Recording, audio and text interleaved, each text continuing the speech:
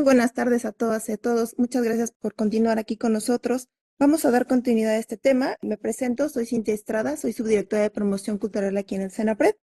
Y ahora de lo que vamos a hablar es saber lo que hubo detrás de estos proyectos y experiencias que nos han presentado el día de hoy, tanto el maestro Takanori como la maestra Jenny, pero también qué resultó de estos proyectos. Eso es muy importante porque nos permitió definir cómo podríamos abordar un tema junto con la comunidad.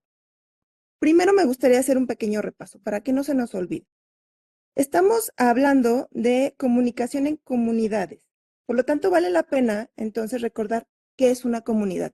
Es un grupo de personas que viven en unidad bajo ciertas reglas, tienen características particulares y cualidades muy específicas. Tienen acuerdos y costumbres e intereses comunes.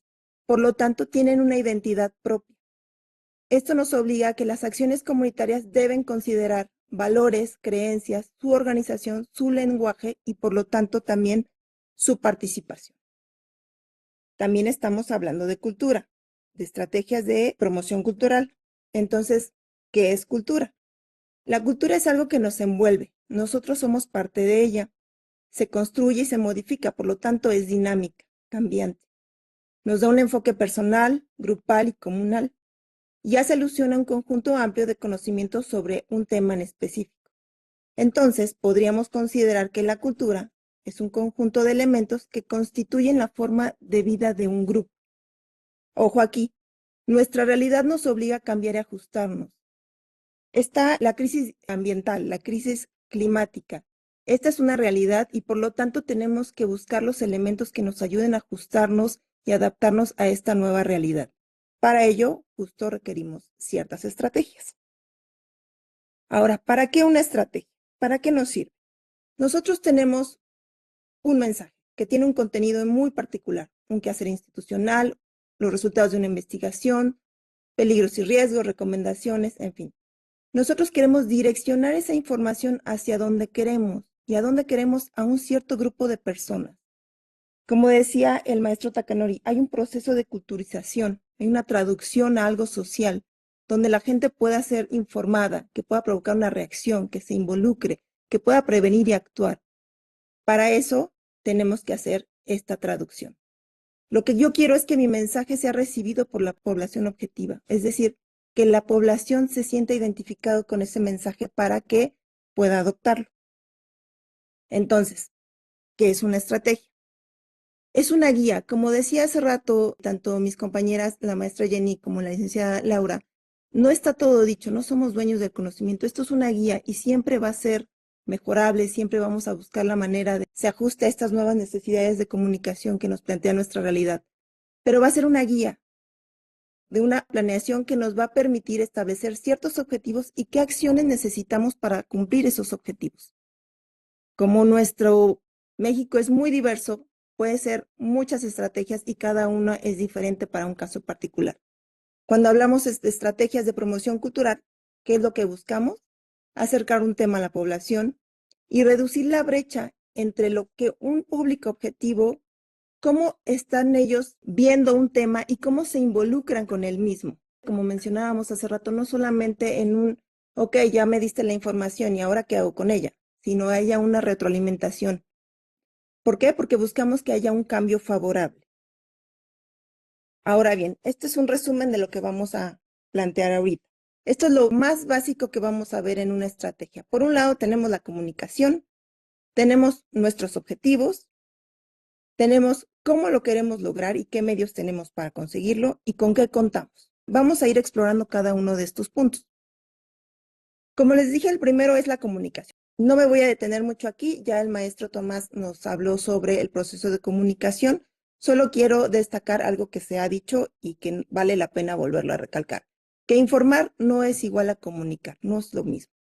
Informar es en una vía, yo ahora mismo estoy informando, y la comunicación implica una retroalimentación, es decir, una reacción de lo que yo estoy diciendo en mi público objetivo. El mensaje, ¿qué es lo que quiero decir? ¿Qué es lo que vamos a comunicar? Esto implica un reto, porque hay muchísima información y nosotros tenemos que hacer una discriminación de la misma. ¿Qué de todo lo que hay es lo que yo quiero decirle a un público objetivo? No podemos decirlo todo en un solo mensaje. ¿Esto qué implica? Un diagnóstico. ¿A quién se lo voy a decir? Necesito saber cómo es mi público. ¿Qué es lo que queremos decirle a un público particular? Necesitamos mensajes cortos, precisos. Y bien importante esta parte. El mensaje va ligado al público. ¿Qué es lo que se sabe del tema? Este público al que yo quiero llegar, ¿qué sabe ya de este tema? ¿Qué quiere conocer acerca del mismo y qué es lo que yo quiero transmitir? Esto es fundamental. ¿A quién se lo voy a decir? ¿Cuál es nuestro público objetivo? También es fundamental. Ojo aquí, ya lo mencionaban mis compañeras, la necesidad informativa o de comunicación es distinta para cada público. No podemos hablarle, como decía el maestro Tomás, un mensaje genérico para todos, porque entonces nadie se siente aludido, nadie lo toma, porque a mí no me están hablando. Algo tan general que nadie lo retoma. Entonces, tenemos que tomar en cuenta las características tan particulares de nuestra población, características demográficas, socioeconómicas, psicológicas. Todo esto nos va a permitir que el público objetivo se sienta tocado, se sienta identificado y pueda haber una apropiación del mensaje. ¿Qué queremos lograr? ¿Para qué? ¿Cuáles son nuestros objetivos? Queremos que conozcan, queremos que se involucren, queremos que aprendan, que se sensibilicen.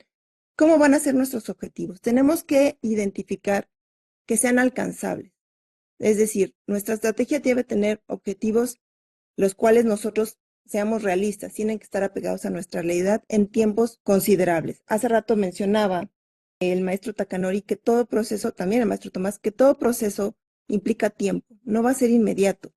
Necesitamos tiempo porque implica un cambio cultural y a veces es difícil lograrlo, necesitamos mucho tiempo.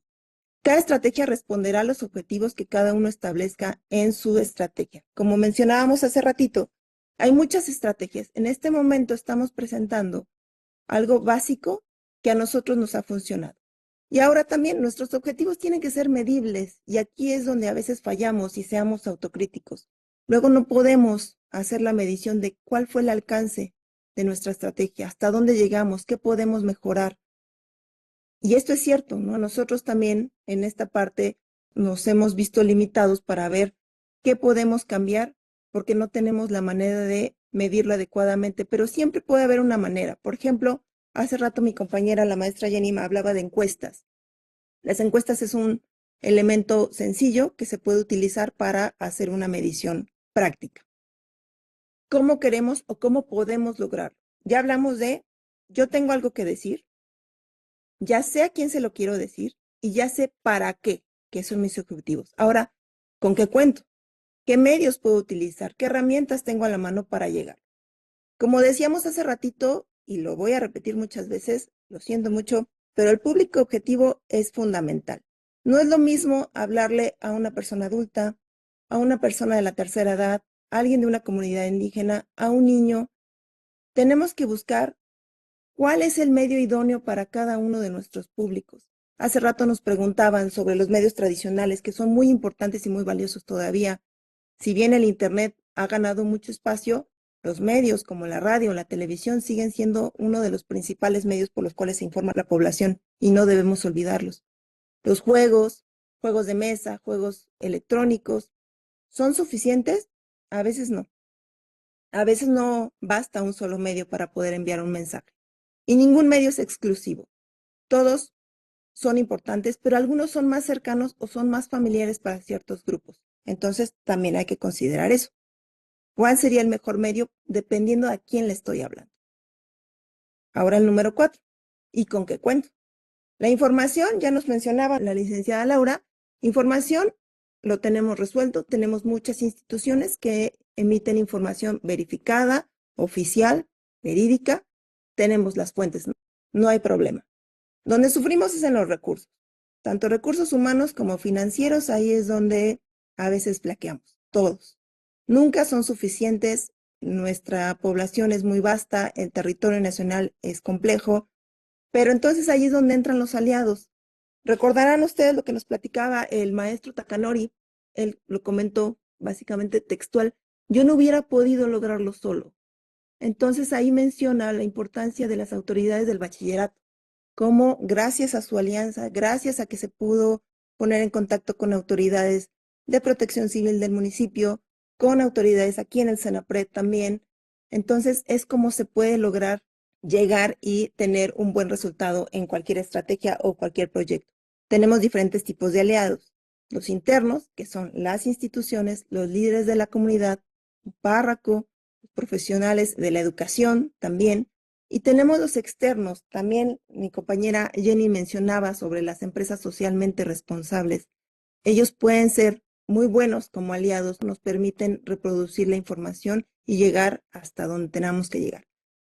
No se trata de encontrar un hilo negro. Nada está dicho, nada está completamente establecido.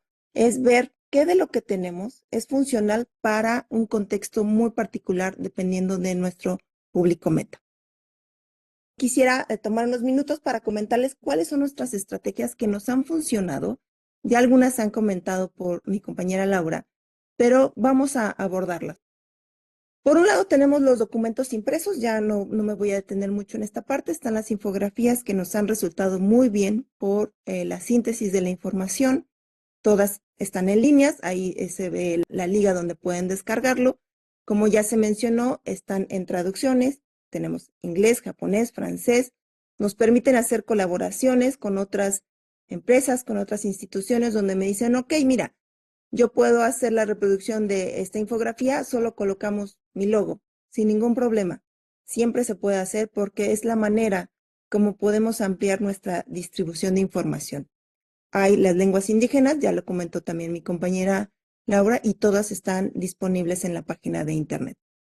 Hemos realizado concursos infantiles, ustedes recordarán en lo que presentó el maestro Takanori, donde también hacen un proyecto de concurso de carteles.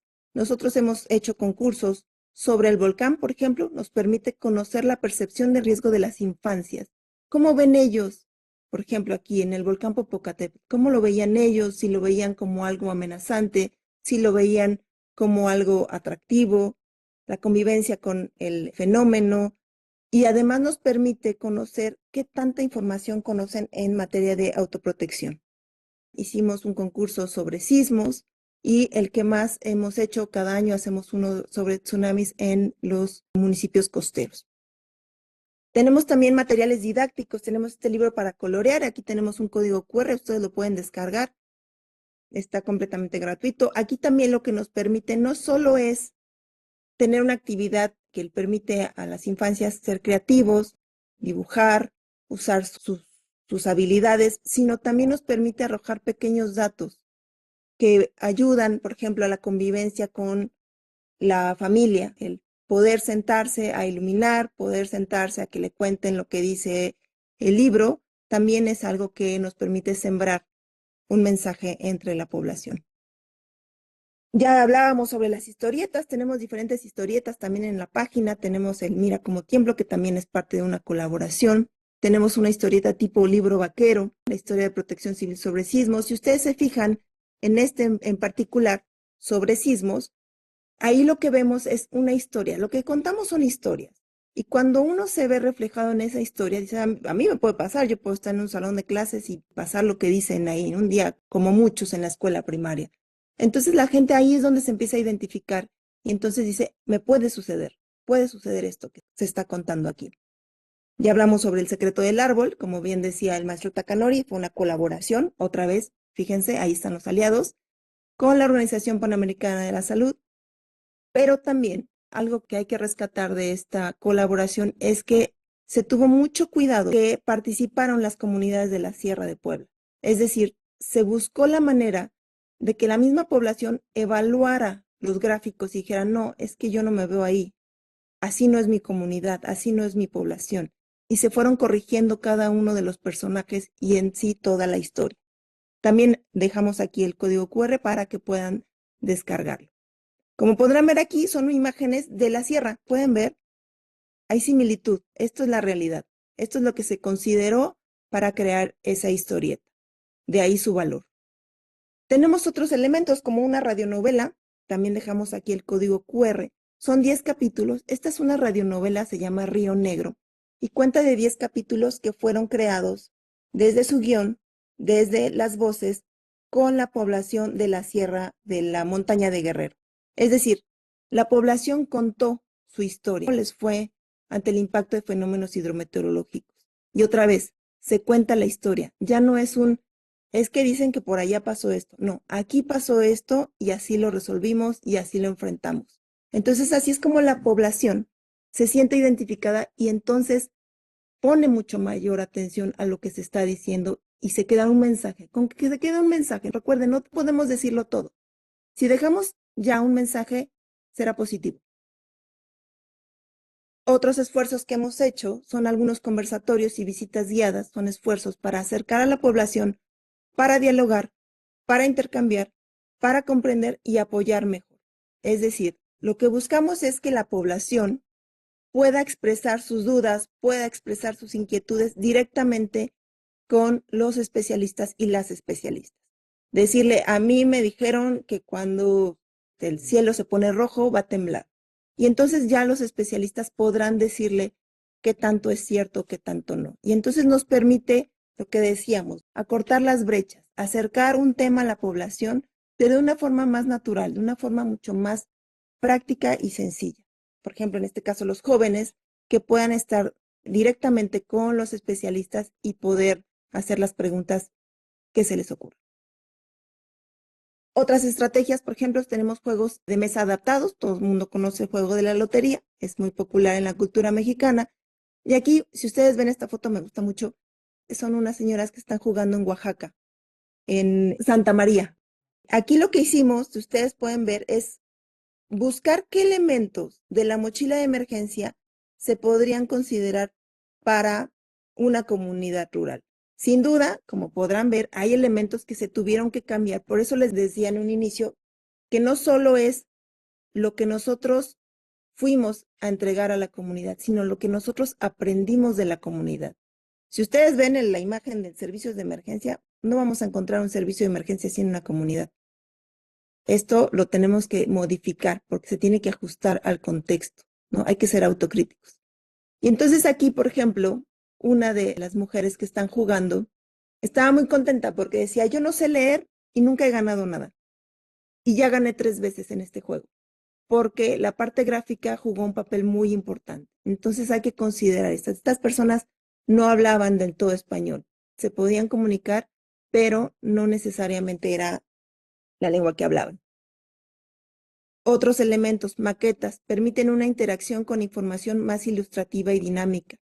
Aquí, por ejemplo, podrán ver, son pequeñitos, donde ellos hacían la función de la nube con esos atomizadores. Entonces, esto que decíamos, ya no es solo que la persona esté diciéndole, mira, cuando llueve sucede esto, sino ellos ya forman parte de la dinámica. Ellos ya están interactuando con la maqueta y entienden mejor. Después los pequeñitos ya podían explicarle a los adultos qué es lo que estaba pasando en la maqueta, cómo la lluvia caía y se iba formando charquitos que hacían inundaciones en la parte de abajo de la maqueta. Entonces ahí nuestro proceso de aprendizaje cambia. Ya no es en una vía, ya es en 2 vías. Todo esto que les acabo de comentar funciona bien de forma aislada, pero lo que quisimos hacer también como parte del proyecto CONACYT, del cual ya se habló y que también está señalado en los manuales que nos comentó la maestra Jenny, es qué pasaba si juntábamos todos estos materiales y entonces lo llevábamos hasta donde se necesitaba. Es decir, en la evaluación que se hizo, en ese diagnóstico que se hizo, vimos que si bien tenemos información impresa, tenemos información digital, hay mucho material, pero a veces no llega hasta donde se tiene que llegar. Entonces dijimos, bueno, pues entonces llevémoslo, llevemos hasta allá todos estos materiales para tener una retroalimentación. Y es como surge este proyecto de la Caravana de la Prevención, que como les comentaba, su meta era llevar a las comunidades más vulnerables la información que necesitan en materia de reducción de desastres y también en protección civil. Eran remolques donde nos servían tanto para transportar, pero también como parte de la dinámica que buscábamos.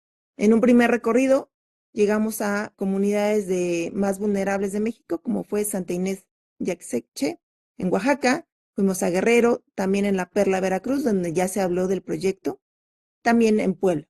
Además nos ha permitido asistir a diferentes ferias en el marco del Día Mundial de Concienciación sobre Tsunamis. ¿Y ahí cuál era la meta? Como decíamos, era llevar la información. Eso era lo principal. Básicamente son fotografías y quiero irles explicando que eran, miren, por ejemplo, aquí están los dos remolques con las diversas actividades. Podíamos tener videos, mamparas informativas, las maquetas que ya vimos, los juegos para el suelo, juegos de mesa. Y ustedes podrán ver aquí que estamos en la calle. Entonces, ahí lo que nos permite es, primero, conocer a nuestro público objetivo. Recuerdan, es importante saber a quién le voy a hablar. Si yo llevo estos materiales y los meto a la presidencia municipal o dentro de un recinto, quizá la población no llegue hasta allá, quizá no entre. Pero si yo me pongo en la vía pública donde transita la gente, quizá se animen más a participar. Entonces ahí está también la importancia de conocer a nuestro público objetivo. Como les decía, los pasos abiertos invitan a pasar. Aquí podrán ver cómo la gente se acercaba, llegaban las familias enteras a platicar con nosotros, a interactuar con nosotros. Era una interacción familiar, los niños podían hacer preguntas, podían jugar, podían cuestionarnos y nos decían cosas bien interesantes, porque ese también era nuestra función. Era el escucharlos. Eso lo comentaba mi compañera Jenny. La función también es escuchar a la población. La población tiene muchas cosas que decir y nosotros tenemos mucho que aprender de ellas también. Aquí está el uso de los juegos adaptados a las temáticas. Los niños, las niñas eran felices jugando y como les decía hace ratito, mientras se queden con un mensaje, con una inquietud, ya ganamos. Ya estamos logrando un objetivo. Ahora, la importancia de las acciones previas con nuestros aliados. Ustedes se fijarán aquí, hay escuelas, esto se hizo previamente, es lo que comentaba el maestro Takanori, es con quién me puedo aliar para que esto funcione, para que la población participe. Y entonces aquí entra en función nuestros aliados con las autoridades municipales, con las autoridades de las escuelas, para que ellos supieran con anticipación que nosotros íbamos a estar ahí y que los esperábamos.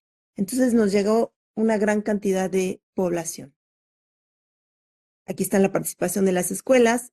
Los niños a veces los subestimamos y tienen muchas cosas que decir y son muy directos a veces en sus preguntas y de ahí surgen ideas para también crear nuevas estrategias y nuevos materiales. La escucha activa y ser muy receptivos. Va a haber muchos temas que nos van a decir a la población en las comunidades que muchos saldrán de nuestras manos, que quizá no podamos nosotros solucionar, pero hay que ser empáticos y también hay que escucharlos. Si bien no vamos a poder resolver todo, quizás sí podríamos orientar en algún momento para algo, ayudarlos también. Y hace rato mencionaba también el maestro Takanori, la importancia de que las instituciones volteen a ver a la población, que se acerquen hasta allá, que vayamos hasta ellos, es muy valorado porque significa que importan, significa que nos importa y que nosotros estamos dispuestos a escucharlos y no solamente a dar información así de si sirve, que bueno, si no sirve, no, no pasa nada, sino tener ese proceso de comunicación y retroalimentación para mejorar. Y bueno, como conclusiones, básicamente me parece importante considerar, hay una diversidad, tanto en fenómenos naturales como antropogénicos, cómo van a pasar, cuándo van a impactar, dónde, qué consecuencias, no lo sabemos, eso es un hecho, pero también hay diversidad en personas. Las características particulares y necesidades de información son diferentes. Y nosotros tenemos que considerar esta diversidad para preguntarnos, ¿los mensajes que estamos enviando están considerando esta diversidad? Si sí, entonces podemos hablar de una apropiación del mensaje. Pero si no, estamos muy lejos de que la población esté recibiendo el mensaje como nosotros queremos. Entonces, nuestro reto principal, nuestro reto número 1 sería comprender las diferencias de los contextos. Cada público requiere una estrategia y una atención particular. 2, procesos de sensibilización. Les decía hace ratito, ser empáticos. Los temas de fondo que van más allá de protección civil o prevención de riesgos. Hay que escuchar, hay que saber escuchar. Y hay que resaltar la importancia de la promoción y su impacto. Resaltar los beneficios de por qué sería bueno prevenir desastres. A veces nos pasó que uno llega promoviendo o proponiendo un tema de la importancia de la prevención, pero a veces las poblaciones tienen necesidades más básicas que resolver. Y entonces no puedo destinar atención ni recursos para prevenir. Y entonces ahí es donde nosotros tenemos que resaltar los beneficios. Claro, considerando, como ya dijimos, sus características y sus necesidades. Hay que acudir a la memoria histórica. Recuerden lo que nos comentó el maestro Takanori, estas estelas donde nos dicen, aquí pasó algo, no hay que olvidar. Los testimonios de las personas mayores son bien importantes. Ellos también tienen mucho que decir y hay que rescatarlo. Esto nos va a permitir sensibilizarnos. Tomar en cuenta la opinión del público objetivo permite romper barreras e impulsar el acercamiento. Por lo tanto, hay que involucrar a la población en el proceso de sensibilización y habría que agregar también para la búsqueda de mejores formas de abordar las problemáticas. Finalmente, los recursos disponibles. Como les decía, nunca serán suficientes. Siempre va a haber un pero entonces tenemos que buscar la manera. La reducción de riesgo de desastre es un tema de interés para todo el país y requiere la participación de todas y todos. Entonces, busquemos aliados. Busquemos aliados. Esto, por ejemplo, que estamos haciendo ahorita, es justo poder compartir experiencias para que ustedes también la puedan ajustar a sus necesidades y puedan replicar. Hay que generar alianzas con los sectores públicos, privado y la propia comunidad. Y finalmente, pues la importancia de medir nuestras acciones. Si no sabemos cuál es nuestro impacto, no vamos a saber qué podemos mejorar. Hay que tener un diagnóstico y una evaluación y eso es una tarea que tenemos también nosotros pendiente. Para poder decir si nuestra estrategia está funcionando o no, tenemos que hacer alguna medición.